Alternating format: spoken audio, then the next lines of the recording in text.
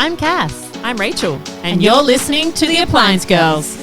But I think I'm really excited to, get women on the podcast. I mean, we love men too. If you had a superpower, any superpower, Not this one. any superpower, what would it be? If you don't believe in what you're selling or you don't believe in the business, you're not going to be able to sell it. You're talking about something else. Good morning. Hello, Rachel and Jilly. Hello, good morning. Good morning. Welcome to the Appliance Girls podcast. Thank you so much for having me. I'm excited to be here. I know, good. it's excited to have you on. A little Yes. bit of a history with Jilly. Yes. Ex-student of Rachel. Yes, ex-student of mine. So it was a bit scary when I looked up what year you graduated. I was thinking, I'm not that old, and it was only a couple of years ago. And then when I realised it was 8 years ago, it made me feel very old. So, but yeah, it's a bit exciting to have you on. And You don't look a day over 21, Rachel. Oh, thanks, Cass. I love But the you affirmations. actually look the exact same as Oh, what really? I remember you. Does she? That's what I'm scared about when you see like people from years ago and you're like, they're going to think I look really, really Yeah, old. yeah. But no, thank you. No, I'll you take look the that exact compliment. same. What colour hair would you have had when you were teaching? Because you've gone through a few different hair colours. I probably was blonde and then I went dark. I don't know if I was dark. Yeah. I went like black. I remember you as being blonde. Okay. Yeah. Yeah. I had blonde hair at the time though as Yeah. well though. So Yeah. yeah, we've all had a few stages, I think. Yeah, we Oh my have. gosh, I can't even imagine you blonde. Yeah, that's my natural colour. Really? Yeah. I have a strong affinity to box dye. Yeah. So it's a real issue at this point, but I do go through multiple Hair colours? hair colours. Yes. We've had this for about 18 months though, so I feel she's here to stay. I like Yeah. this colour. I think it Thank really suits your you. complexion. Thank Yeah. you. Yeah, it looks Thank good. you. Because I think if people didn't know you as blonde, they would just, 100%. it looks natural. Yeah, people Yeah. people think that I'd naturally have dark hair. Yeah. But no, natural blonde. Wow. Actually, I did go and do some stalking from years ago from school photos, and yeah, you were very blonde back then. Yep. So. Don't look at the school photos. They're probably like the worst part. I always No. look back at my school photos and I'm like, oh my gosh, did I actually do that? Like, Yeah. why did I wear that bright blue eyeliner all over my eyes?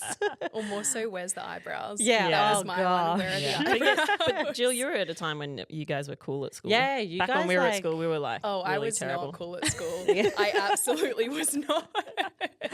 The makeup. I feel like the makeup has come in earlier. Like Ari's what? 10, yeah, almost 10. 9. And she's like, oh, I've got to get some Drunk Elephant skincare. And I'm like, Yeah. what, man? You're like 9. Yeah. Seriously, it's Yeah. the whole TikTok thing Uh-huh. as Yeah. well. The content's just being fed to them like Yeah. crazy. Yeah. Even going into Sephora and Mecca, the amount of like young girls that you see. Yeah. there. Yeah. I think I still had Barbie dolls, and Same. you've got Drunk Elephant drops. Same, Like- same. I didn't know what skincare was till I was like, honestly, I didn't start using skincare till I was like 18. Yeah. Yeah. Well, Like mine, out of school. Yeah. well, my 9-year-old has a better skincare regime than I do. know. So she keeps telling me, you haven't done your skincare regime. And I was like, okay, whatever. I'll just put my moisturizer on. That's fine. Yeah, we'll just go get Botox. Don't worry about it. She's not meant to say that. I'm not hiding it from anyone. It's a natural thing. Yeah, You've got I to do know. it. I know, you do. But yeah, I think we're excited to have Jill on today. There's a Mm-hmm. few different elements to Yeah. you, Jill, which is very exciting. Obviously, you work in the logistics industry, I do. which is, something we obviously wanted to look into. And, we're big on looking at women in male-dominated industries and empowering women, which is what we're about. But then also you're a very influential TikToker, which is very cool. So I think that's something we want to explore today. I think it's, logistics by day and TikTok by night. Yeah. Quite literally. Yeah. Quite literally. So I think, Yeah. looking at balancing that and, the successes you're having in that as well, which is really cool and exciting. And I know that, that's how I was flicking through TikTok one day and then one of your videos came up. Yeah. I was like, oh, that looks like Jill that I used to teach at school. And then Jill Clark. And I was like, oh, it is Jill. I was like, Cass, have you got Yeah, look at Rachel this? was like, Cass, this girl used to like go to the school that I taught at and look how many views she gets on just how to quit vaping. And I was like, I always talk about this, but like the videos that go viral on TikTok is like, you just can't pick it. It's like, so you hard to know. Yeah, you could post something, get 10 views, and then the next post you do, which is something totally random, gets like 3 million views. And you're like, Yeah. how did this happen? Seriously, I'm still trying to work it out. I'll Yeah. post something with the worst quality and it'll be so viral. Yeah. And then I'll post something I put so much thought and Yeah. energy and effort into it. It's HD quality Yeah. and it flops. Yeah. I'm Yeah. like, I can't work it out. I really can't. Yeah, well, it's good as well because we were just discussing prior to filming that how much you hated school and Yeah. how much you thought that was not for you. And I feel like looking at your, your history now, going to TikTok and your logistics role and everything, I feel like it's like you look back and you're like you said, thank gosh I didn't do all that. Yeah. So I think maybe we dive into that a bit first, maybe. Yeah. School. Yeah. So did you like school, Jill? Absolutely not. I Yeah. hated school. I think when I was younger, I definitely enjoyed it. I enjoyed, turning up and learning, and Yeah. I still enjoy learning. But so far as the later years go, it just wasn't for me. I didn't feel that there was like much of a place for me Yeah. there. I often felt sort of out of place. I felt as though I was sort of performing to fit in kind Yeah. of thing. Couldn't really be myself, and potentially, I mean, you might even remember I have a very big personality, Yeah. and I'm quite a confident person. I have been my entire life, Yeah. and that can be really challenging in an environment where, unfortunately, even in Australia, we've got tall poppy syndrome, and Yeah. it tends Yeah. to be quite prevalent in high schools in particular. And I often felt like I couldn't really be myself, and I had to, sort of push that down, and it wasn't happy for me. It wasn't a happy time, but as I said to you guys, prior to recording, I'm so glad that I didn't peak Yeah. in high school, because now I get to move forward with, all of these opportunities where I'm literally being paid to be myself. Yeah. So I'm so glad you said that, because like I'm not glad you felt like that back then, but I'm glad Yeah. you say that, because I'm exactly the same, and we've spoken about Yeah. this before, that I'm really confident too, and I'm really outspoken, and I'm really, I have so much energy and so much to share. But sometimes people feel like that's like so, I don't know how to, like, yeah, I'm being arrogant, or I'm Yeah, just, I yeah. think I'm the best in the world. And like they try to kind of pull yourself down and like, Yeah. oh, maybe tone down a level. It's like, Yeah. yeah, but this is who I am. Like, I don't want to tone down a level, because Yeah. then people think if I tone down that I'm being a bitch because I've toned down. yeah. And it's like, it's funny because people look at you and you're like, oh, you're so confident. You're so like, energetic and everything. It's like, but they don't realize that, yeah, that's who I am. And sometimes it's like can be negative. Yeah, Because and you I- feel Yeah. like, Yeah, and I think the schoolyard, it's a really tough place, because it's a Yeah. time where kids are trying to find out who they are, but then it's also a time where people aren't necessarily accepting of people who are discovering who they are. Yeah. And you've gone through that, and where you felt like you weren't being accepted for, being the confident person you were. And it's actually so, heartwarming for me to see where you are now. yeah. To see you shine on TikTok and see how confident you are in sharing about your role in logistics. Like for me, as as a former teacher, Yeah. it's actually, I like seeing that, because I Yeah. feel like so many times I say to students, like, your school career is just a tiniest drop in the ocean. And it's like, and now that I've left teaching, I believe it more. School doesn't really matter, like, Yeah. at all. I agree. Like, it does Yeah, not matter. agree. And I know I had a different opinion when I was a teacher, and now that I've left and now that I've got my kids in school, my opinion of school is completely different. Yeah. Like, obviously there's the areas that you need Yeah. from school in terms of education, but it's not this big thing that they make it out to be. Yeah. And I think we spend too much time Putting pressure. put a pressure on our kids, putting pressure on students, saying this is what you need to be by the time you're in year 12, you need to get this mark. And then Yeah. in reality, it does not matter yeah. No. at all. Because did anything that you, like, all through school, in terms of what you're doing now, how much have you brought across? Almost nothing. My Not the math, Pythagoras theorem, clearly. my math is still shocking Yes, to I this mine. day. I'm good. But no, literally nothing. Nothing Yeah. from school I've really brought across. I would say probably the only thing has been the soft skills, and I suppose being in that environment Yeah. and having to mold myself to sort of fit in. It's interesting looking back and seeing that now I've gone into sales, and that so much of sales is being able to mold to different people, different stakeholders, different environments.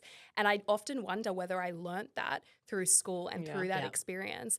And that's partially why I say I'm so glad that that was my experience, because truthfully, I do think it's played a massive role in my success later on. Yeah. But no, I certainly didn't bring learning how to sew felt Yes. animals Yes. to my Or current making job. puzzles out of wood, No, all yeah. that stuff. Because I'm a big believer in, the personal development side is what you learn at school, and that's Absolutely. the skills I think you take into life. And we've spoken, I think, before about the different skills we feel like they should be teaching in Yeah. schools. And, I've got this long list of things that I would love the school system to have. Yeah. And that can be a future thing. But, Yeah. just the personal development side and learning how to deal with failure and learning how to Yeah. deal with different personalities that we all don't get along with and we do get along Absolutely. with. And, Yeah. you know, they're the skills that we take into life. So, Yeah. yeah. And I think, like you said, you going into sales, I feel like you already had that personality to be able to be in that role. Yeah. And I feel like in school, like there are people that are quite reserved and quite quiet and don't know how to interact with other people. And I think even just sharing that and Yeah. teaching that, just how to like kind of be in social environments and how to adapt to different personalities and different religions and different people is so important, because in the real world you deal with so many different people every day and everyone Yeah. is different. So Absolutely. I think that's probably a big thing they need to start looking at. Yeah. So then how did, after school, what was your journey then into getting into logistics? I went through a few different stages. I tried to go to university, immediately hated it, didn't even finish a semester, dropped out and decided to go into the workforce. Yeah. I went into sales in the fitness industry, which I loved. And I was with a few different companies. I ended up going into fitness education. Okay. And was doing that for a while and sort of just made the decision that I was ready to get out of the industry. And I sort of did what I think a lot of people tend to do in that situation when they're not really sure where they want to go. They just know they want to be in a specific role, I guess. And I just applied for, I want to say, about 35 different sales jobs Yeah. on Seek. And it was a logistics company that actually called me within 30 minutes of me applying. We had a phone call, I ended up going in for an interview the next day, and I thought I'll roll the dice on this. And I ended up in logistics. And I stayed, you know, with that company for a few years before I moved across to a different sector within the industry itself. Yep. But it was very much by accident. And chance. yeah, I don't know about you guys, but I'm a big universe person. Yeah. And I'm very much, you know, what's meant for you will come to you. And I often think that that was probably one of those moments. Yeah. And I love to hear that, you know, too many people sit back and go, oh, I don't know what I'm doing, but then they're not actually doing anything Yeah. to get into what they want to do. And, you know, you apply for 35 jobs and Yeah. that's putting yourself out there and going, you know what, I'm just going to roll the dice and go see what comes from this. Yeah. Yeah. And the thing is as well with that, like you didn't have any experience in the logistics industry or anything like that. And I feel like some people maybe look at roles they're looking at and they're like, oh, I've got no experience in this, so I won't get it. So they don't even apply for it. Yeah. So I feel like just putting yourself Yeah. out there and just see what you can get. Like, I think that's the biggest thing. And yeah, I agree. I think what you get is what you Put out there. Yeah. And I feel like everything, like we've said before, everything happens for a reason. You got into that logistics role for a reason. And who knows, maybe if you stayed at uni doing teaching, like you would be unhappy with where you were and you wouldn't be moving forward. So that allowed you to kind of move forward to that next step of That growing in your sliding career. doors moment. Absolutely. Yeah. Absolutely. So that's good. And in terms of logistics, very male dominated. Yes. Yes. Yeah. How is that for you? Do you like that? Like, what is it? It's challenging. Yeah. I mean, I feel like there's two sides to it. There's the client side, which is also very male dominated. Yeah. I'm spending a lot of time in warehouses. I'm spending a lot of time with logistics managers, etc. And just statistically speaking, it tends to be more men. But then there's the office side of things. And within companies themselves, you know, such as the company I work for, that is also very male dominated. Yeah. And when it comes to client side, I'm fine with it. I mean, I'm great client side, so that's not an issue. But in the office, it's challenging. It's really challenging. And I think there's so many aspects to it which are really hard. I mean, the first one being I have a big personality.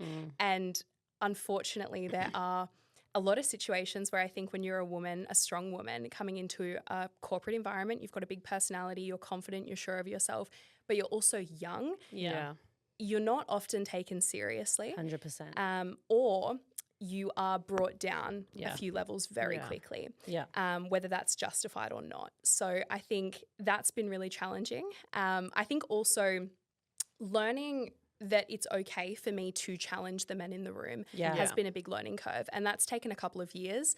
But definitely at this point in my life, I am the kind of person that it doesn't matter to me who you are, what your role is, how much older than me you are, whether you're a man, whether you're a woman. If you are, you know, having bad behavior or demonstrating poor behavior, I'm going to call you out on it. Yeah, for sure. And if you're being inappropriate or whatever that might look like, I'm going to call you out on it. Yeah. And I think that's been the biggest learning curve, but it's a major challenge.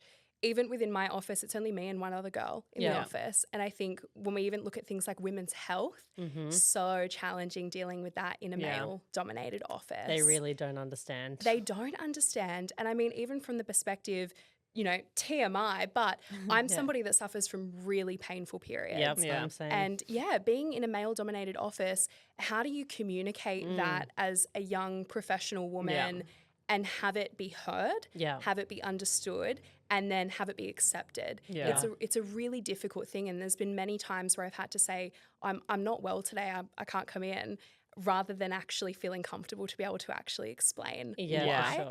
That's challenging, being in a male-dominated environment, honestly. And they really don't understand because they don't. They Experience can't it. feel it. Exactly. Yeah, like they can't. Yeah.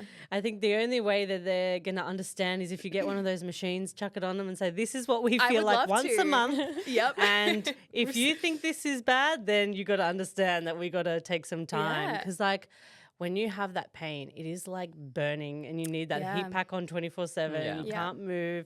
And it's like, that's the only way they're going to know is if it's like, you know, when guys get kicked in the nuts. Like we don't understand how that feels. Exactly. But hey, we can see that you're in pain, so we Yeah. understand. But I feel like sometimes when the roles are reversed, they're not so receptive. There's a disconnect. Yeah. Sure. And I did love that video you posted. I think you were away for work. Yes. And then you posted the video of, you know, the point of view of going out for dinner. Yes. Yeah, that was funny. And that the boys didn't understand and they changed the venue and you had a fancy outfit all organised. Yeah. And then where'd they change it to? Just like a pub? Well, it wasn't a pub, but it was definitely much more low-key Yeah. than what we had initially planned. But not only that, we went from taking an Uber to being within walking distance. And I'm like, you don't understand. So they're pretty heels, but they're not walking heels. Yeah. And I didn't plan them for walking. Yeah. So, they won't understand. Never understand. Really need to take this into account. Yeah. The outfit Right. choices of where we're going. Yeah, because we Yeah. plan ahead. So we would, you know, you would have 100%. had your outfit planned out. Yeah. And they would have just like, you know, Yeah. chucked on a shirt and pants and wouldn't have even thought about Exactly. it. Yeah. Exactly. So when you got the call for the logistics role, were you kind of like, oh yeah, like I applied for some other companies that maybe were a bit more appealing to me and logistics is like a let's give it a chance? Or were you like, yeah, awesome, logistics, let's do it? Like what kind of did you feel when you got that? I had a lot of Cool. reservations. Yeah. A lot. I had actually gone to several interviews with different companies within different industries. Yeah. And honestly, what it came down to is the person that I had my interview with at that logistics company, I had such a great vibe from him. And good. I'm really somebody that feeds off of energy. Yeah. And I feel like I'm quite an intuitive person. I can usually tell whether something is going to be a good situation for me based Yeah. on the people that I'm dealing with. For sure. And it was such a good vibe, for lack of a better term. Yeah. And I thought, you know what, I am actually prepared to roll the dice on this because I feel comfortable here. Yeah. I knew nothing though, and it was massive reservations heading into this. But you learn as you go, and sure. yeah, I'm glad I did it. So they rolled the dice on you as well. I mean, you had no Yeah. experience as well. And I think it's good to hear that you had that experience of being comfortable in an interview, and that changes everything massively Absolutely. for how comfortable you feel. And obviously that pushed you to be in that position, Yeah. which is good. And I think when you're applying for jobs, as we were saying, like you can be quite scared because you don't have that experience or you don't have that uni degree or Yeah. whatever it is. But I feel like when you're going for interviews as well, personalities are so important because how are you going Yeah. to be with the rest of the team? Are you going to be, you know, comfortable with talking to people, especially in a sales role? Like Absolutely. personality is everything. How learning to adapt to different people, and they probably saw that in you, and that's why you got the role, and that's why it's so important to learn that Yeah. in a growing up. It's so true. environment. I mean, I've got no degrees, I've got no qualifications, I've got no certificates. But as you said, when it comes to a sales role, it's personality, it's presentation, Yeah. and it's are you going to be a good cultural fit, Yeah. and what's your communication like? Yeah. And if you've got those, it truly does not matter. You can 100%. teach skill, you cannot teach temperament. Definitely. So yeah. That's good because we've spoken about that before when we had we interviewed you on the podcast as our special guest in sales Yeah. and spoke about those exact things. Yeah, because it's like, you know, they put so much pressure on people in high school to say, oh, you need to go to uni, you have to get a degree. It's like, that's the most important thing. It's like, well, I don't want to be a doctor. I don't want to be a lawyer. I Yeah. don't really need a degree. Like, sales, like you said, you could have someone with a business degree, e-commerce, all these degrees, but they can't talk to people. And it's like, well, how are you going to go see clients, and how are you going to go get this sale, or how are you going to go get a client on board and create a relationship? You're not going to do that by waving your degree around and saying, oh, well, look at me, I have a degree. You're going to do that by creating those relationships and learning about that customer and keeping them on as a long-term client. Yeah. Exactly. Yeah. So what's your typical day like in logistics? It's very varied. Yeah. So what's your role right now? So I'm the National Business Development Manager, which essentially is just all about growing the revenue portfolio for the business nationally. Yep. So it's very varied, and it really depends on the time of year. There's definitely peak seasons within logistics. Yeah. But typically speaking, it would be a combination of prospecting. So that could be anything from cold calling, so much as I absolutely despise cold calling.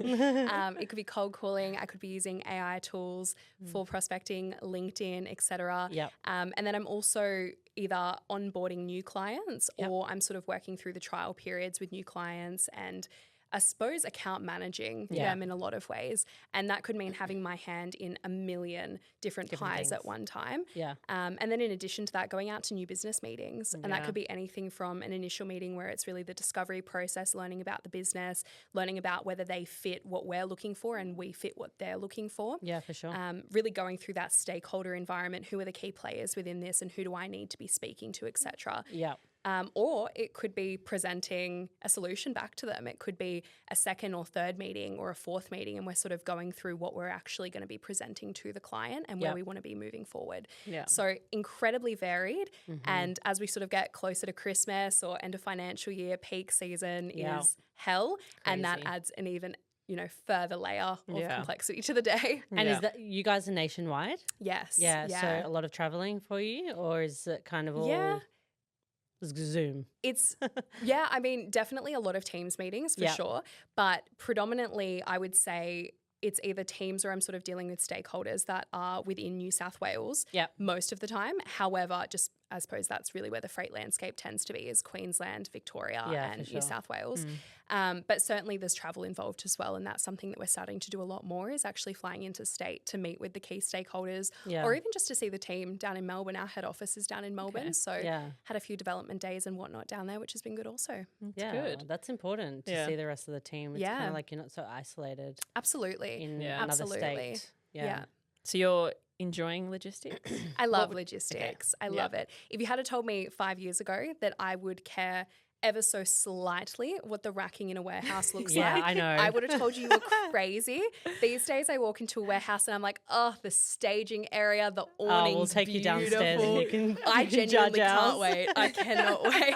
Like the racking's fantastic. Yeah. What's your pick pack system like? Like I just love it. I really enjoy learning about them. We'll get you to come down and you can give us some feedback. But it's funny though, you know, I'm when you work in a role and it's like say you're a bartender, like you go to a place now and you watch how they pour a drink and how they serve you and what your customer service is like, and you judge so much more when you're in that role because you're like, oh no, you should be doing this, you should be doing this. Like that's why you'll go down there and be like, okay, you could do your racking like this, we'll get down to come down, we can just redo our whole warehouse.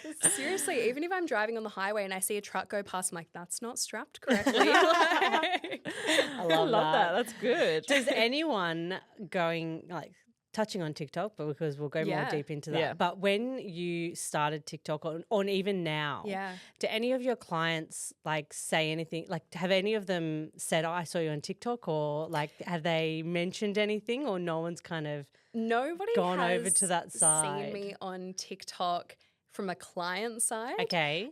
However, being in the fourth party logistics space, we work with carriers. Okay. So carriers, I mean, the most sort of recognizable for people that aren't in the industry tend to be like your TGE, formerly Toll, your FedEx, your StarTrack. So we work with thousands of carriers nationally. And I have had some of them say that they've seen me on TikTok. No clients, although one of my clients did see a news article about me. Oh, yes. And sort of figured it out. But we've got quite a good relationship anyway, so it wasn't an a shock. moment. No. What about your work colleagues?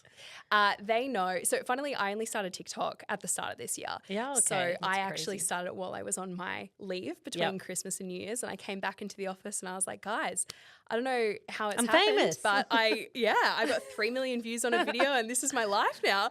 And yeah, I suppose they kind of maybe didn't take it as seriously initially. And then as time's gone on and my following's grown and the opportunities that have come with that have grown as well, I think they're they're very aware. They're very aware that it's happening. So let's talk about TikTok now. I think we will. What was were you doing TikTok previously, or you just kind of said this year during your holiday break, hey, I'm gonna start posting some TikToks? Like, were you on there previously? Because it's been around for a few years now. Yeah, pretty Wow. much since prior to COVID. Yeah. I definitely was a big consumer of content on TikTok. yeah. Loved it. I think I'd posted 2 videos at the end of last year Yep. that I honestly had no intentions with, but I had made the decision, and this is funny to admit, but at the end of last year, on the last day of the year, I made a vision board for 2024. Yes, love it. And I printed everything out. I was manifesting hard. I did not go out on New Year's Eve or New Year's Day. And I was like, this is what I'm doing. I'm focusing on the next year. Yep. And one of the things I put on there was I want to start TikTok, and my goal of followers for the entire year is 50,000. And my goal of likes for the whole year is 800,000. I remember calling my best friend and I was like, I don't know if I'm going to be able to do this, but like, this is what I put on here because it's, seems like it's a big number, but I'm just going to work towards it, And I had started learning about the algorithm. Yep. And I started putting into play like a few things that I'd learned. And within 3 months, I had 80,000 followers. And then it was 100,000 followers. And it's So good. just kind of gone up from there.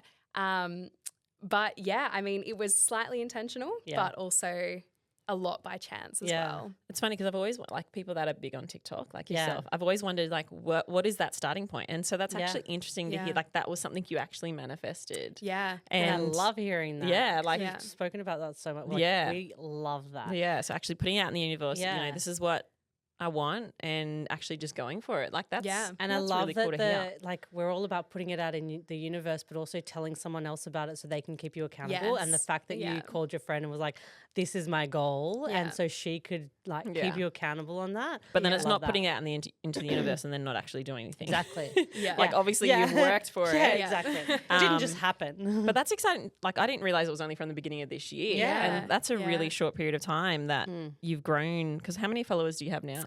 It's 113 point something thousand. Nice. That's Crazy. good. And your focus is makeup. Yeah, so it's been a massive transition. Yeah. Initially, it wasn't. Okay. I always wanted to be in the beauty space, though. I was massive on beauty YouTube Yeah. when I was a teenager. Yeah. It was such a dream of mine to sort of do that one day. And so I ended up transitioning my content across.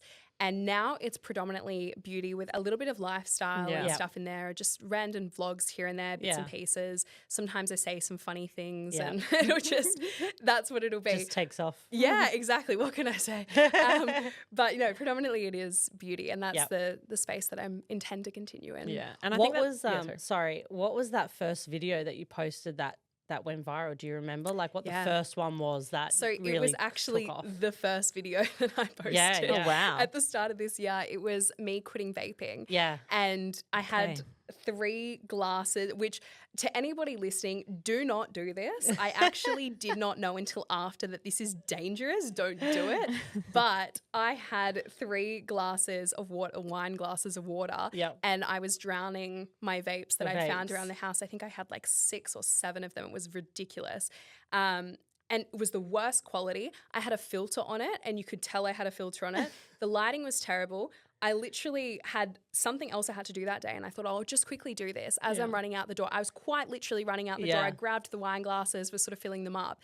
And I posted it, went about my day, and then I've gone to go back onto TikTok, and I was like, I got 100 new followers. That is so cool. Anyway, I put my phone down for no joke about 2 hours. I picked it back up again, and it was 1 million views. And I've got like 15,000 extra followers. And it just went up and up and up, and now it's almost 4 million views, that video. Wow. Crazy. Yeah, but that really started it. Yeah. So on that video, like, I guess, what do you think?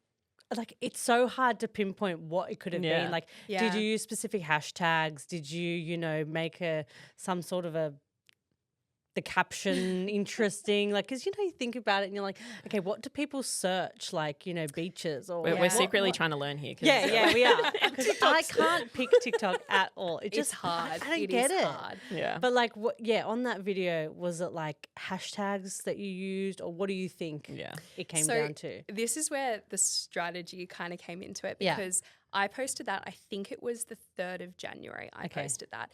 And I specifically posted that then because I knew in the new year people would be trying to quit vaping. For sure. And so I thought if I post New Year's this, resolution. people are going to want to see how I go with it Yeah. because they're also trying to do it. And that's where the strategy came into it. I honestly don't remember what hashtags I used, but it would have been something very generic. Yeah. It would have been probably hashtag quit vaping or Yeah, or something vape, like that. something like that, yeah. Something super generic. But I did it at that time because I knew that that's the Yeah. kind of content people would be searching Yeah. for. So There you go. interesting. That is interesting. Yeah. So then from that, did you continue that kind of pattern of this is how I'm going quitting vaping, and that's how it Yeah. kind of started picking up? Yeah, absolutely. So I was doing daily, if not every 2 days, worth Yep. of check-ins. And I think for me, one of the biggest things that I said to my friend when I was on the phone to her actually, that if I was going to do TikTok, I wanted to be super authentic to Yep. myself. And I wanted to speak to people how I would have otherwise spoken to my friends. Yeah, for sure. So during those days, especially the first few days of quitting vaping, it was really, really rough. And I was really honest about that. Yeah. And I think people really resonated with it because Yeah. so often we get online and we see somebody who's, you know, starting out in TikTok or they've got a TikTok career and it's very glossy and it's very Yes. glossy content. Yeah. And I think you really can come into that space and be super authentic and be super raw Yeah. and have it really translate. And I feel like honestly that's where a lot of that following came from, is people seeing, okay, you know, this girl's well spoken, she's well presented, but she's also honest. Yeah, And for people sure. liked it. And yeah, I mean those daily check-ins, they took off. That's good. And I think that's what I like about your TikTok is how authentic you are. Thank you. Because you are just you on there. And I think, you know, watching your videos, you just see your personality come through and you can tell that you're not, you know, putting on a front or hiding Yeah. behind anything. And that's what makes people want to watch it. Yeah. Thank you. You know, like I loved your videos on rating your Facebook profile pictures. Yeah. That was actually, I really like that. That was a funny, good one. yeah. That was good. Going back through and giving yourself a rating. So that's really good. But I think that's what people want these days is Yeah, for someone that's sure. authentic. Yeah. But then you're in the beauty space, but then you're being authentic about it as well. So you're not just Yeah. like pushing and selling products and Yeah, all you're that being sort like of thing. honest. And I Yeah. feel like honesty is such a big thing because Yeah. people, like you said, they don't want to go on TikTok and Instagram and see these amazing lives and they're like, I wish I had that. Yeah. But you're being so honest about everything that they're kind of like, wow, like not everyone's life is this beautiful picture with no issues and no struggles and Yeah. nothing. And yeah, that's right. That's what people like about that because they're learning more about you as a person and they can understand. Like they're not just looking at you going, oh, she's got 100,000 followers. Like she's, you know, privileged and all this stuff. It's like you worked hard to get there. And Yeah. doing TikTok is like such Yeah. a hard job. Like Yeah. you got to remember to post like be really consistent with it and do your filming and do your posting. And it can be so like overwhelming because you're like, oh my gosh, I told myself I was going to post today. It's like, I haven't filmed one thing. Yeah. And it's like your day It's a just goes lot. by and you're like, I haven't even filmed anything Yeah. from It's a today. lot. So do you like mark out time in your day to say, all right, I'm going to allow an hour for TikTok? Or do you just kind of, when you feel a video, you just do it?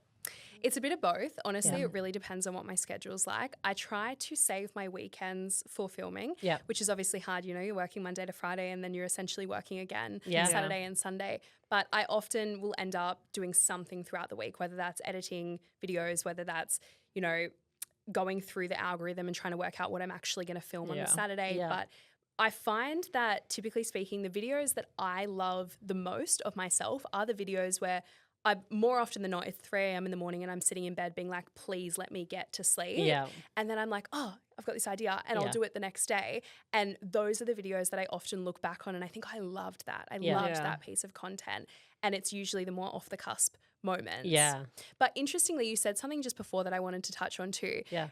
That sort of inspirational content of like these massive glossy lives. Yeah. It's really interesting, right? Because when we think of inspirational content, and people's appetite for that, it's shifted so much. And I think 100%. when we were going through COVID and everybody was in lockdown, it was an escape for people to see these massive homes and this beautiful decor and these really inspirational lives. Yeah. But now that we're out of COVID, and especially with the way that, you know, the world is at the moment and everything that's going on, people want the truth. Yeah. People want to see what the actual raw content is of the day to day, and they don't care whether they're watching a video and it's grainy and it's you know, the lighting's bad and maybe the sound's bad. If it's real and it's honest, people resonate so much more. Yeah. Yeah. But that's the thing as well. Like, I feel like we always are kind of looking at it like, we have to get, like you said, the best lighting and the best audio and everything.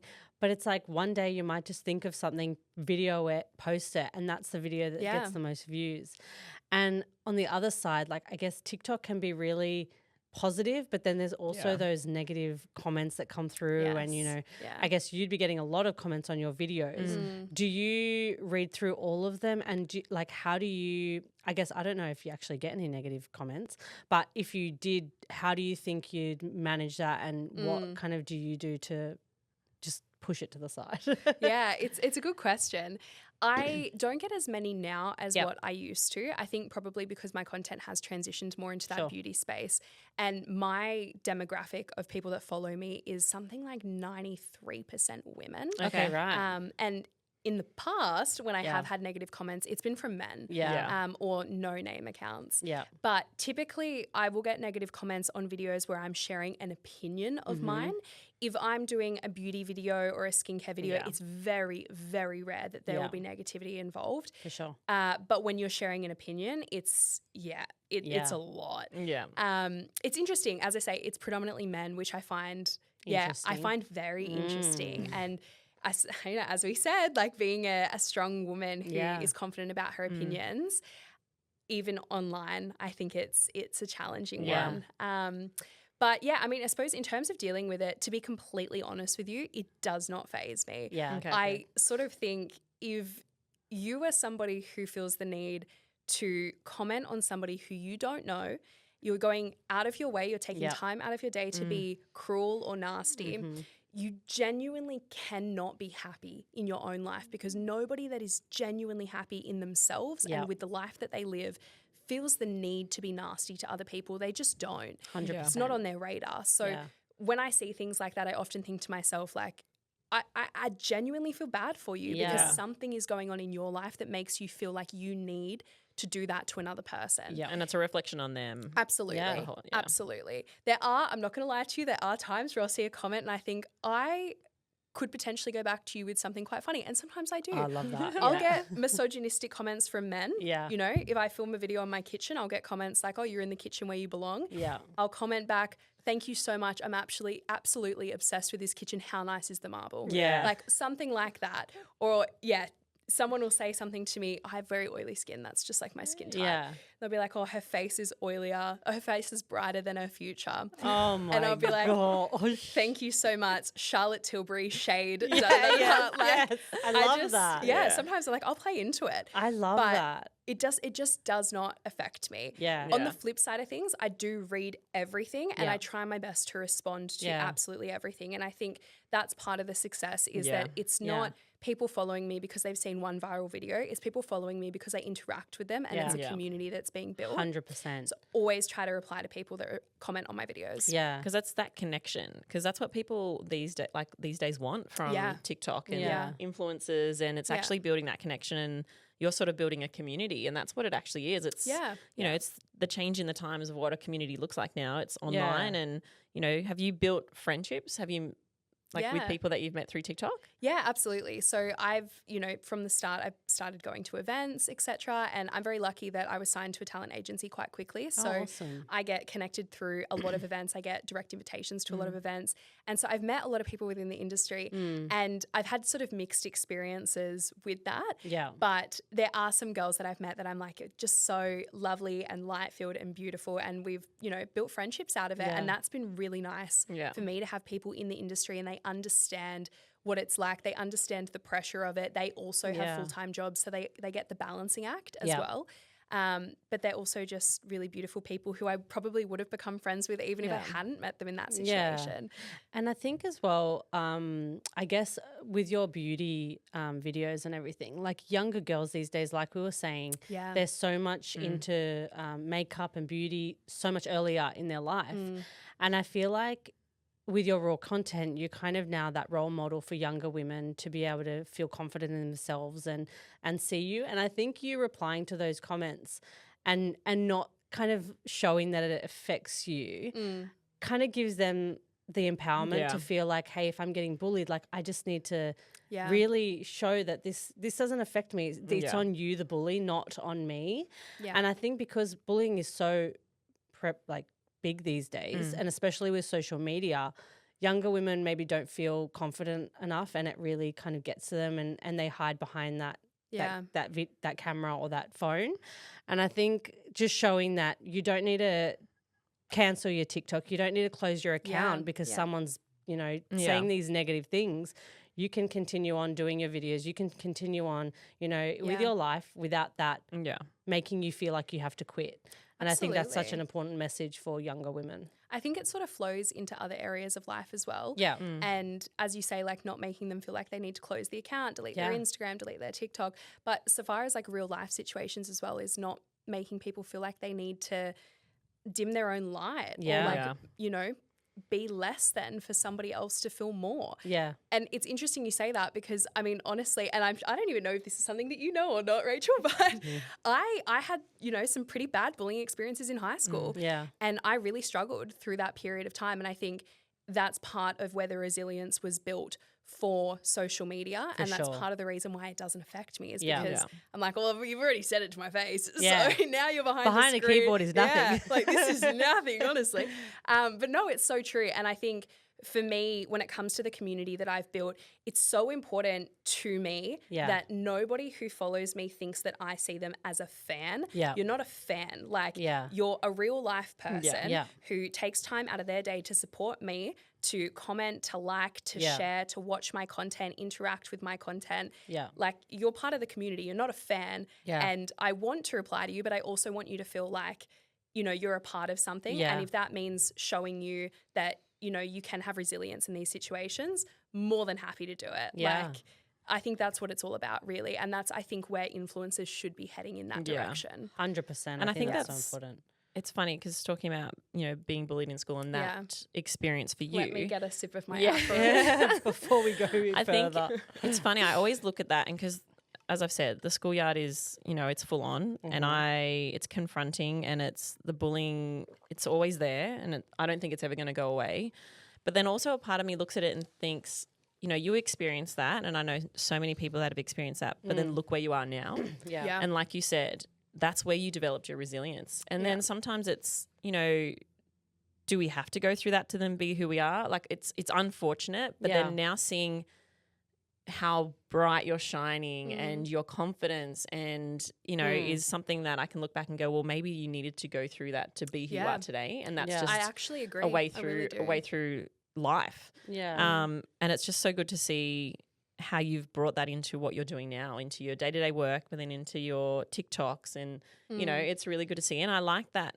Obviously, you want to focus on beauty with your TikToks, but then you're also sharing about your day-to-day life. And I think that's also important to people that are watching and people that are listening to your TikToks is that you're being open, honest and raw about things that are happening in your life. And I think that's what people connect with, which is, and I know I connect with it when I've, watched TikToks and when I've watched your videos and it's because people want to know like that other people are human too. Yeah, absolutely. I mean, even from the beauty side of things, like people want to know that, you have texture on your skin. Yeah. And I do have texture on my skin. Like people want to see that stuff. They don't want to see that you've got glass, beautiful, clear skin and then your makeup looks flawless on top of that. Yeah. It's like people want to see the real truth. People want to see the acne. People want to see the dark spots, the texture, the wrinkles, like the whole thing. Yeah. And I think it's important to show it. Yeah, absolutely. I love that. Because we all have it. Oh. Yeah. There's no problem with it. Exactly. Yeah. It's like just be open about who you are and truthful and that's what you're going to get back. Yeah.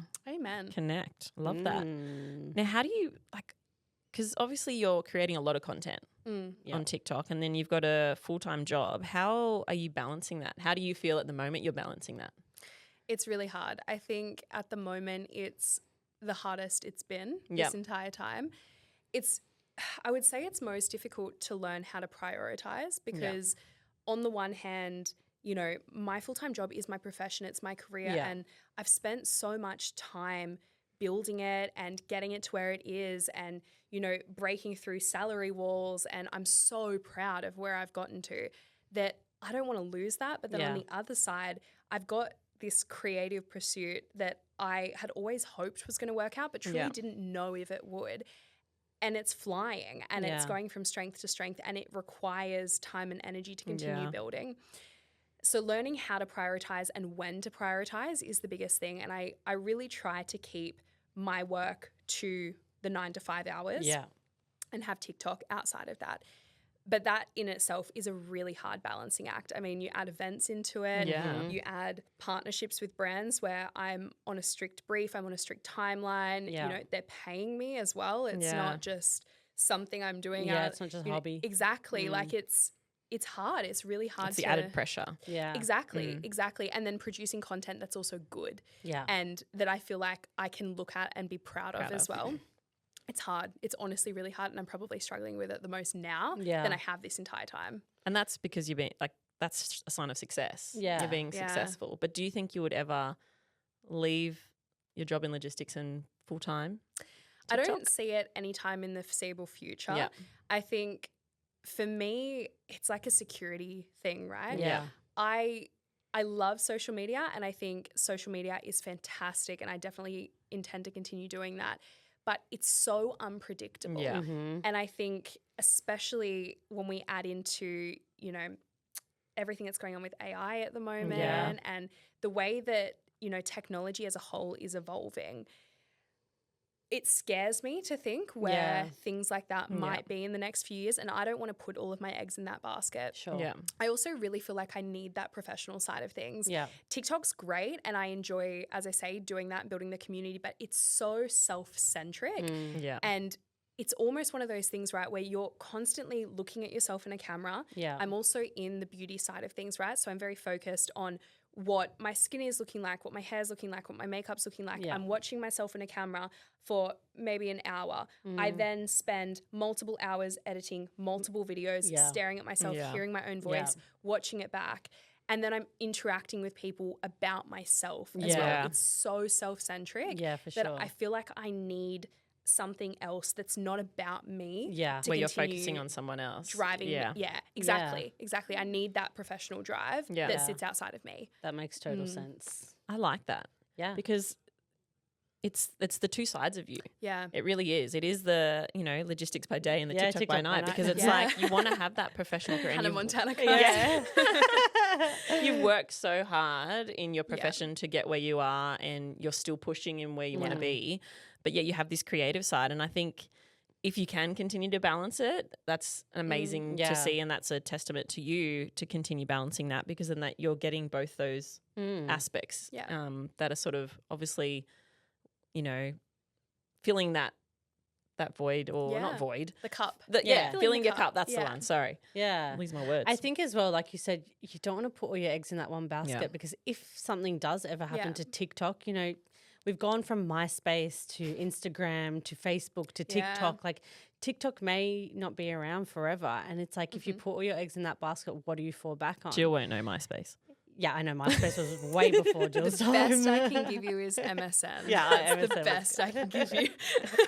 She's too young. But like as well, sometimes other people don't take TikTok so seriously and they think, oh, TikTok's just a hobby. It's not actually that hard. It's not a full-time job or anything. So for influencers that maybe do leave their careers and just focus on TikTok later in life, if they go to you know, apply for a job and they see this big gap in your professional career and they're like, well, what were you doing those 5 years? It's like, oh, well, I was TikTok. They're kind of like, oh, TikTok's not really that.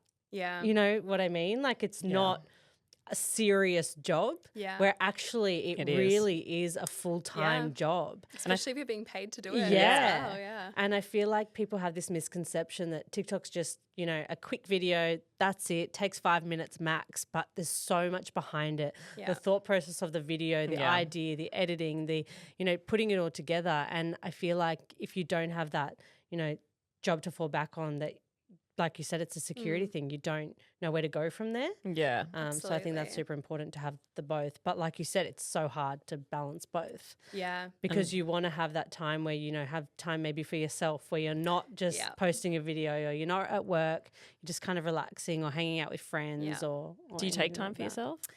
I try. Yeah. I try. I am definitely, I need it. Like, I need Yeah. to recharge. I was Yeah. actually saying pre recording that I was diagnosed with ADHD about a year and a bit ago now. Yeah. And I find for me, my social battery, I can be go, go, go. And that includes being in front of clients or being in front of the camera. Yeah. Go, go, go. But I will hit a wall so hard. Yeah. And then it's like, don't talk to me. Don't look Yeah. at me. Yeah. Don't breathe my air. Yeah. Like, I just need to be in You a need to dark, be in a room. a dark room, laying on my bed Yeah. for hours. And I feel like those are the moments I try to avoid because Yeah. I feel like that to me tells me I've gone like way too hard in the other Yeah. direction. Yeah. But it's so hard because you've got the full-time job, then you've got TikTok. And it's like, where do I slot in time for my family, time for my friends, time for myself, Yeah, for sure. and not feel like I'm going to self-implode? yeah. Yeah. And then I think even further to the point of, you know, looking at, you know, potentially moving away from working full time and going into social media. To do that, I would need to diversify Your my content. portfolio, if Yeah. you will, of what social platforms I do. I would need Yeah. to have a YouTube in For there because I sure. can monetize it. I would need to have a podcast in there because I can monetize it. Yeah. I would need to take Instagram seriously. And all of that would need to come together before I look to Yeah. do it full time. Yeah. But to do that, I need to have the time. Yeah. So it's like it's a balancing act that is going to be very tough, I think, moving forward. Yeah. And with your ADHD, I guess, I mean, you found that much later in your Yeah. life. Yeah. Did you feel like there was always something that, you know, you wanted to check? Like, is this something that you were always like, maybe I do have ADHD, or is it something that you kind of last year just thought, maybe I'll just, you know, go get assessed and see kind of what this is? Yeah, so interestingly, I don't really ever remember thinking Yeah. there's something Yeah. sort of thing. It's so interesting because ADHD presents very differently in women 100%. comparatively to men. Yeah. And I think societally, we often look at ADHD and we think of it as almost like naughty little boy syndrome. Yes, 100%. And we look at those, you know, characteristics of, you know, naughty little boys and we think that is cut and dry ADHD. Yeah. But in women, it's so different. In young girls, it's so different. Yeah. And I honestly had no inclination at all that I had it until, funnily enough, I started seeing all these TikTok videos Yeah. of people talking about having ADHD as a woman. And I'm like, oh, this really seems familiar. There's a few things in here that I genuinely was Yeah. like, oh yeah, that's me, that's me, that's me, that's me. But I kind of gaslit myself into Yeah. thinking, no, there's no way. Like way, I yeah. couldn't possibly. And then it just got to the point where I thought, no, let me just check because I've dropped out of university twice now. Yeah. We can't go for a third time. And at that point I was like, should I go back? So I was like, no, we can't do this again. Let me go to a psychiatrist Yep. first. And I was already in therapy at the time and I was lucky that I was able to get referred straight through to a psychiatrist because Yep. they're the only practitioners that can actually diagnose Diagnose. and prescribe for ADHD. So I went to an ADHD specialist. And we started going through the test, if you will. There's like multiple different Yeah, things that yeah. you have to go through. And straight away, she was like, oh, yeah, you've got it. Yeah, like, yeah, yeah. pretty, like, you've really got it kind of thing. And I was like, so relieved because I thought there were things, right? Yeah. I didn't put them all together until Yeah. a little bit later. And sort of looking back, I think about it and I'm like, okay, well, I really struggled to concentrate on anything that was said to me in Yeah. school. I had to have it written down. I had to have been able to look at it and like visualize it, but otherwise in one ear and out the other. Yeah. I really struggled with like impulse control. Mm-hmm, You know, I'm such a dopamine seeker. And there was just so many things that I thought, you know, why am I playing the same song 50 times a day Yeah. for a month Yeah. on repeat Yeah. and then trashing it and never coming back to it? Yeah. Like, that's not normal. Why am I eating the Yeah. same thing for lunch every single day? Like, there's just little things like that. And now realizing, it's funny, there's so many things that will happen to me and I'm like, oh, I see it now. Yeah. Yeah. I see it. And I can see it in other people now as Yeah. well, which is quite funny. Like I see it in other women and I'm like, I don't want to ask you, Yeah. but I think you've got what I've got, babe. I think you need to go get diagnosed. Yeah. But no, it was really interesting Yeah. getting diagnosed later in life. But I'm glad I did it, Yeah. honestly. Because does it help you now? 'Cause Yeah, do you then- feel a Yeah. difference? Massively. I Yeah. feel like if anything, it helps me understand myself better. Yeah. Yeah. And I feel like, as I say, I was already in therapy and I was already really working on myself, but it's helped me to be able to understand why I do the things that I do Yeah. Yeah. and actually have an answer for it and not sort of feel, so confused about why, not to get too deep, but who am I? Yeah. It really helps with that sort of thing. Yeah. And initially I was on medication. I've since come off of it. Yep. But the medication really helped me. Like I noticed the biggest difference. Ultimately, I decided to come off of it because I wanted to get comfortable with Yeah. just being myself Yeah. Yeah, in for that sure. and not feeling like I need to take medication. There's Yeah. nothing wrong with taking medication for ADHD. Yeah. But I noticed it was affecting my confidence personally. So Yeah. I decided to come off of it. And now I'm just full slate ADHD vibes 24/7. And I feel like I manage it fairly well. Yeah. I probably only interrupted you maybe twice. So. No, it's fine. I do the same. Maybe I have ADHD. Maybe. We might need to get you tested. I honestly When we wouldn't go be down to the surprised. warehouse, we yeah, can we'll do go have a look. Yeah, we'll do multiple assessments at once. Jill's going to test you down there. But so you it's know, fine. you're right though, because like ADHD, like when growing up, you see it as kind of like a negative thing. And Yeah. like you said, that naughty little boy, and everything is like, oh, he's got ADHD or she's got Yeah. ADHD. And it's like, no one actually kind of knows what it is. Like Yeah. everyone just thinks like when they think of ADHD, it's like hyperactiveness Yeah. and it's just running around and being crazy and, you know, you can't come down. Yeah. But there's so many other things, like you said, that are like there, Yeah. but no one else actually knows Yeah. the symptoms or something, you know, Yeah. the root causes of what Yeah. it could be. So it's funny that we talk about that because Yeah. I'm always like, oh yeah, I just have ADHD. Or my brother's like, yeah, I've got ADHD for sure. And I'm like, well, why didn't you just go find out? Yeah. Like, Well, there's no it's harm in hereditary finding as out. well. Yeah. So it's funny because when I got diagnosed, I called my dad and I was like, Dad, I've got ADHD. And he goes, oh, yeah, we thought you might. And I'm like, what do you mean you thought I might? I was like, did we not think as a child? Do you know, I could have gone through university 100%. had we done this. And he's like, well, we didn't want to label you. I'm like, oh, God, it would have been much freaking easier to Yeah. have done school. Yeah. But then he goes, oh, I've got ADHD. Like, what do you mean? What do Yep. you mean you've got Yeah. ADHD? Yeah, I was diagnosed with ADHD as a kid, and no one thought to tell me or Yeah. my brother my entire Yeah. life. It's Yeah. hereditary. Of course I've funny. got it. I'm 90% sure my brother's got it too. Yeah, So- probably. But it's funny you say that though, like not only just ADHD, but discovering who you are Yeah. is a big player in your success as an adult, I feel Mm. like. And I think anyone out there, if you have ADHD or if you don't, but actually taking the time and go, Mm. these are the things that I do and these are the reasons why I do it. Yeah. And discovering yourself in that way is Yeah. a big, I can see that for you, that's a big push in how successful you've been. And I think it's important for other people to do the same because then it will open your eyes to go, I do this and this is the reason why, but you know, I can, There's nothing wrong with that. Yeah. Yeah. and Yeah. having that understanding of yourself, which I think is so important because I see your confidence shine knowing that you've discovered that about yourself and Yeah. Yeah. And which is- hey, look, if you did know you had ADHD back Oh, then. you've got it, babe. I know, that's me. All right, doctor, I'm coming. But like, you know, you would have gone to uni maybe, and you would have Yeah, finished your teaching exactly, degree and you would now exactly. be in the classroom as a teacher. Like, yeah. it's so funny how something so small yeah. could change your Yeah. whole life Yeah. completely. I'm so about that. I Yeah. am such a everything happens for a reason. Yeah. What's meant for you will find you. The sliding doors moments. I'm Have you so watched about Serendipity? That. No. Oh, you have to watch that. It Okay. is so good. that It's can an- be your me time tonight. It's an Okay, old, that it's can an be me older time. movie. It's an older movie.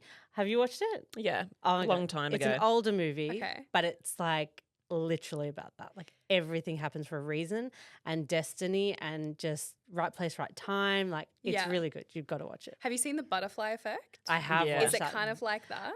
It's more kind of like a love kind of story. Oh, okay, gotcha. yeah, but gotcha. I don't want to give too much Okay, away. okay. But Yeah. it's really good. Okay. It's good. I like that. And I Yeah. think it's just hearing that, I think it's so motivating for other people to listen to of your story. Yeah. Like just thinking about, your school life and Yeah.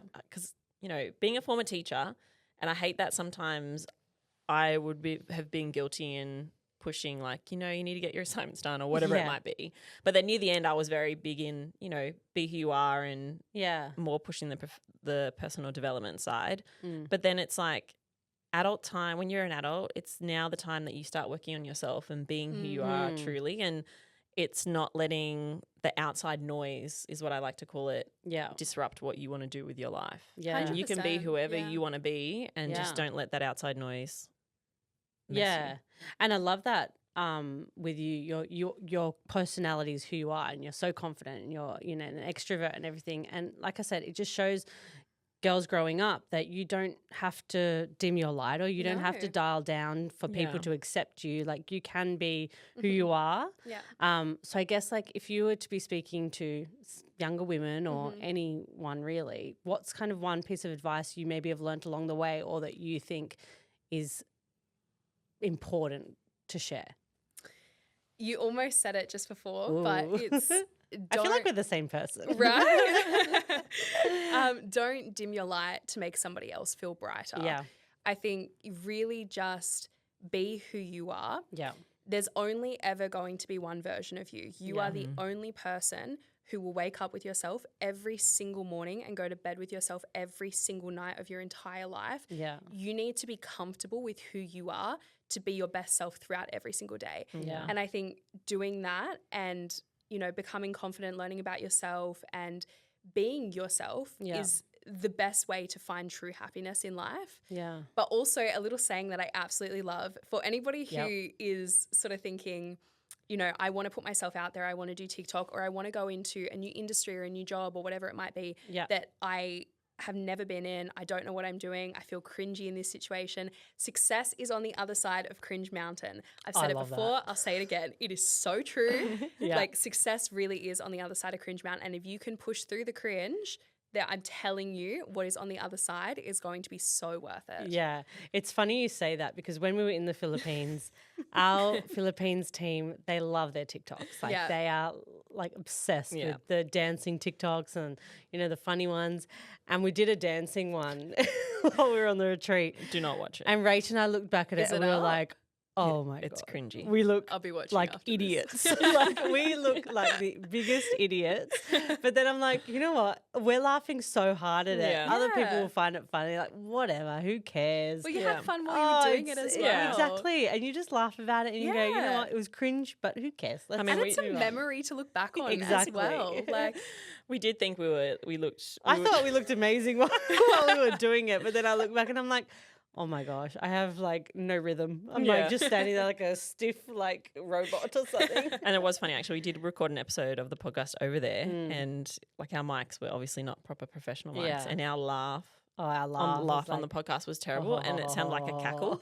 And so we were listening to it yesterday, and we just were both cringing. So it's good Yeah. to know that there's success on the other side of Yeah, that. of there that is cringe There's mountain. success on the other side of that cringe mountain, guys. Okay. I love it. We'll I check love back it. in a year and you guys Yeah. are going to be pro TikTok Yeah. dancers. I see it.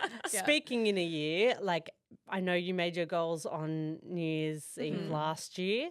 So maybe you'll be waiting for New Year's Eve this year. But where do you foresee, I guess, next year time? Like, where do you want your TikTok to be next year? Oh, it's such a hard one because know. now I'm really wigged out by numbers because it changed so quickly.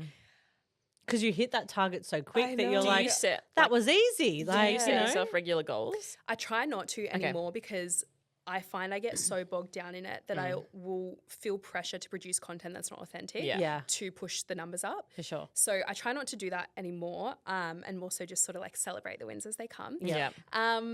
Look, okay, are we talking like the end of 2025 where I want to be at the end of 2025? Yeah, let's say Yeah. end of 2025. I would love to be around the 500,000 mark. Ooh.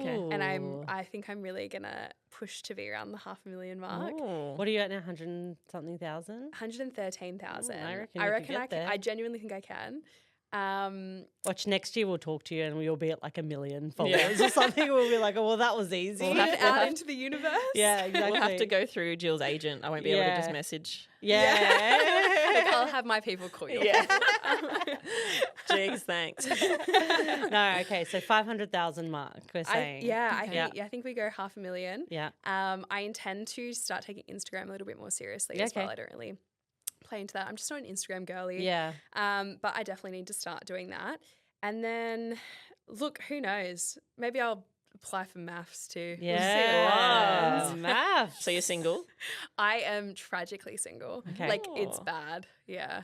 You're looking, are you looking I'm for trying not someone, to. I or- don't know. I just, honestly, I mean, I've been single for 3 years now. Yeah. And, I just don't like, it's a hard one. I want somebody, Yeah. but it's hard when you're an independent woman Yeah. and you don't need somebody. Yeah. To find the motivation, especially being so busy to try to date, is Yeah. really difficult. Yeah. And finding people is hard. It's like Oh, yeah. finding Yeah. people to just go on that date. It's like, where do you meet people these days? Yeah. Like, Especially being 6 foot, like I'm really tall. yeah, you are I'm tall. 6 foot. I'm a loud personality. Mm, I do social media, which a lot of men don't love. yeah. And I also have no qualms telling you you're being a bit of a fuckwit. Yeah, Sorry yeah. if I can't swear on here. Nah, you're No, you fine. can swear. You can say whatever you want. Yeah. Perfect. Yeah, and I think when you're that kind of person, it's so hard. Like I need somebody very specific. Yeah. And finding that is really difficult. I Yeah. actually, I think I can say this. If not, you guys can edit it Oh, out. gosh. But I actually filmed for something in October last year that's going to be coming out very soon. Ooh. It's a dating show. Oh. Yeah, I'm yeah. excited. And that did not go very well at all. Okay. So maths, potentially. Okay. Oh, We'll can see. we? Oh, we'll talk maybe after, and we'll guess which show it is. Yeah. I think you guys will get it. It's a returning show. So it's something Okay. that used to be on air Okay. and it's coming back. Oh. All right, we'll talk after. Yeah.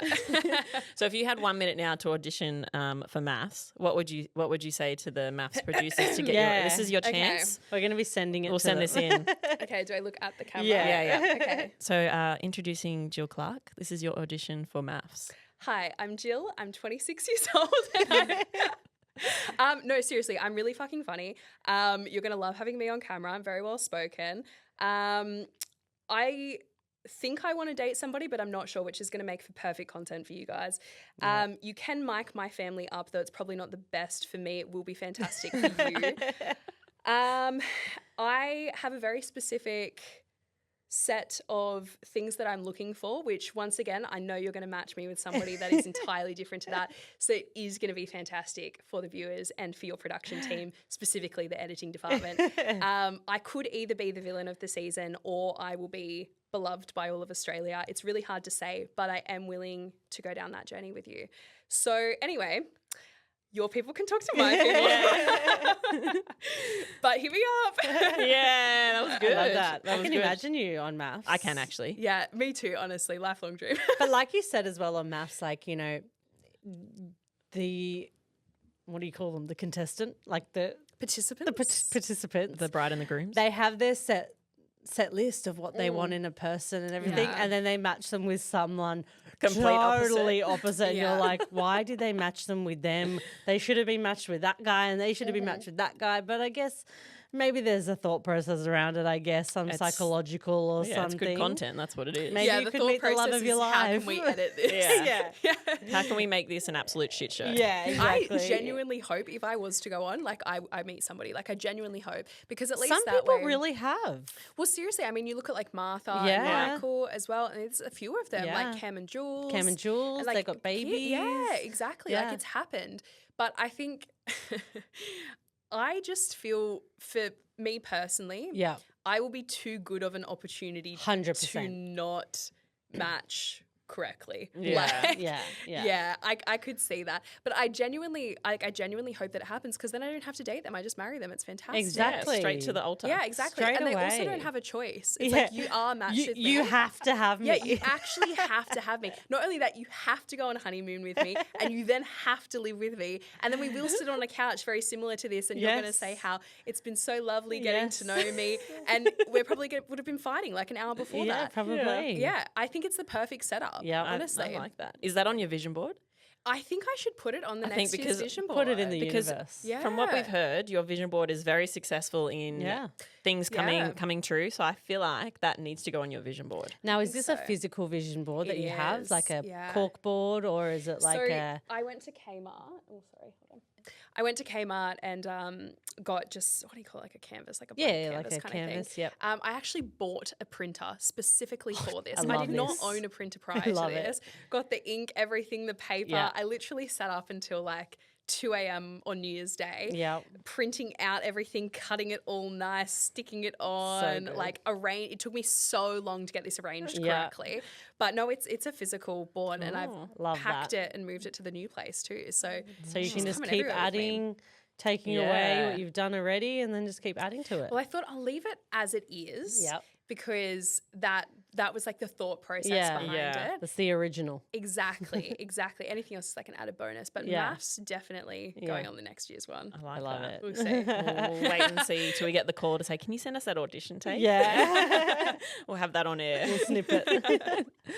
Oh, I like that. I think I'm going to have to make a vision board. We're going to have to make one. Yeah, definitely. I'm such a big believer in it. Yeah. I've always loved vision boards. I've always done them just electronically though, but I feel like having that physical, Yeah. Connection to it. yeah, physical thing that you actually put effort to and you're For printing sure. it and cutting it out and everything. It's like, actually, I did do it on my computer desk a couple of years ago. I had I had a picture of scales of like what weight I wanted to be at, and then I had some other pictures of like travel places.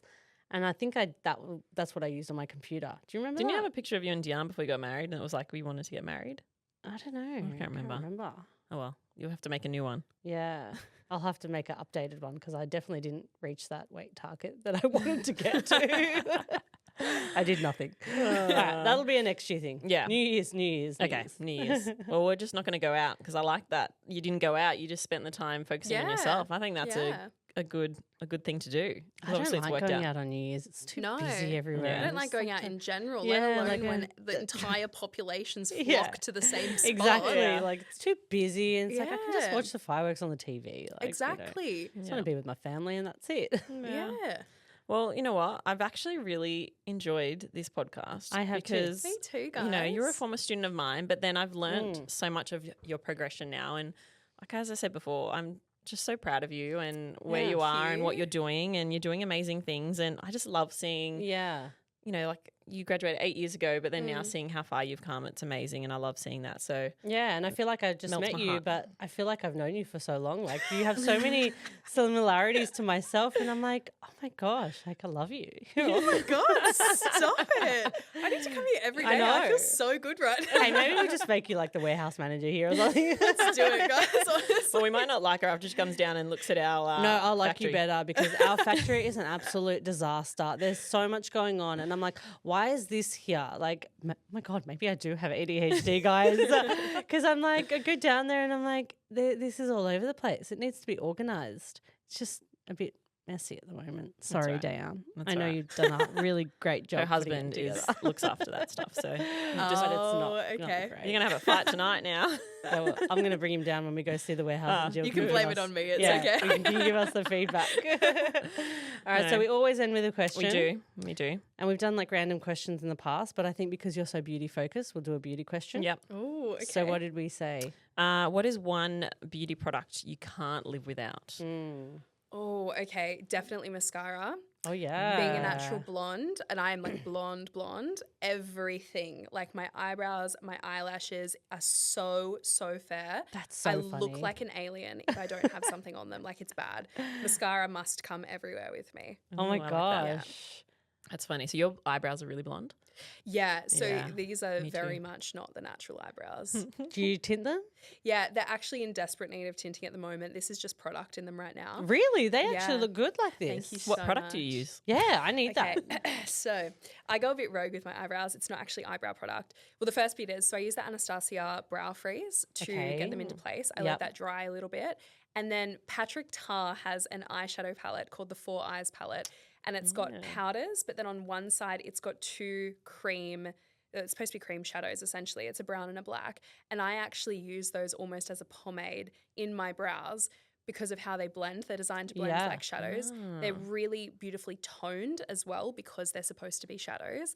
And just the formula is really nice. So they're not even eyebrow products, but Love that. that's what I'll use. Ooh. I'll be getting that. Yeah, I like Yeah. that. Yeah, 10 'cause out of another 10. tip. like the eyebrow pens sometimes can just be a bit like, Chalky. yeah, Yeah, I and, find them and really you can tell that they're Yeah. eyebrow pens that you're using. Yeah. So that's a good tip. What's like yours, cream Rach? products. Well, that I can't live without. Yeah. Oh, it probably would be mascara because I'm the same. But I get my eyelashes done. Yeah, you so- normally have lashes. So Yeah, but if I'm in a world that I can't get eyelashes. okay. All right. Okay, fair play. Mine would be tinted moisturizer. Like yeah, only because when I'm like on holiday, like for a summer holiday, I don't want to put foundation on. Like I feel like I just need that tinted moisturizer to Yeah. just give me that bit of coverage, whereas I don't want to have that full face. Does Yeah. that make sense? Like, I mean, I can't live without all my makeup, but if I had to choose something that I could wear every day, no matter what the weather, what country I'm in, everything. Yeah. Because I could live without, because my eyebrows are dark, so my eyebrows Yeah. don't need. Yeah, because you're naturally dark. I'm It's funny. You're dark, naturally dark. like really dark. Yeah. Yeah. And I was like, I was looking back at photos of myself the other day, and I used to be really blonde, like so blonde, like platinum almost. And I was like, why did I do that? Why I'm so blonde? And like every time I got regrowth, it was like every 5 weeks I'd have to get my hair done because the regrowth was so bad. Yeah. So I always look back and I'm like, why? The things we do as women, hey. I know Serious- guys the have it so money. easy. Honestly, they just Yeah. wake up, put their clothes on, and that's it. Maybe a bit of product in their hair, And and then they have that's the it. audacity to ask to split the bill. on a day. Exactly. Are they crazy? Do you know Right. the effort this Kate went? like, this- Seriously. I went to get like this. Like we can't just wake up like this. No. Seriously. Yeah. Well, thanks for coming on, Jill. Thank It's you been so much for awesome. having me. This No, is it's been- awesome. It's been really good, and your insights have been amazing, and we've learnt a lot actually today. Yeah, It's I good. love it. Thanks, Well, thank you so guys. much. We'll Let's see get you to the soon. warehouse. Yeah, Yeah. let's go. Diana, you ready? Let's cheers. Oh, Yes. it's so hard to get Cheers. these drinks. Cheers, I around. know. Cheers, guys. Cheers. Thank you. Thank you. Bye.